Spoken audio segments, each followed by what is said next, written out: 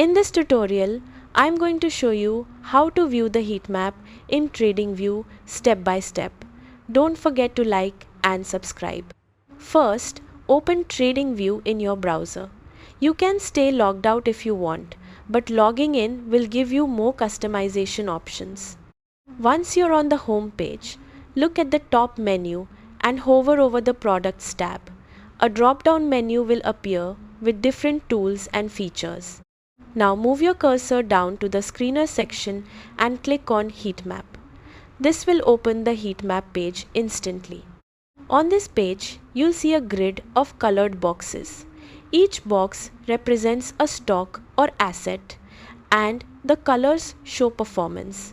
Green means prices are going up, while red means they're going down. You can also use filters at the top to switch between markets like stocks, crypto, or forex, and sort by sector, market cap, or performance. Click on any box to get more details about that asset and explore deeper insights.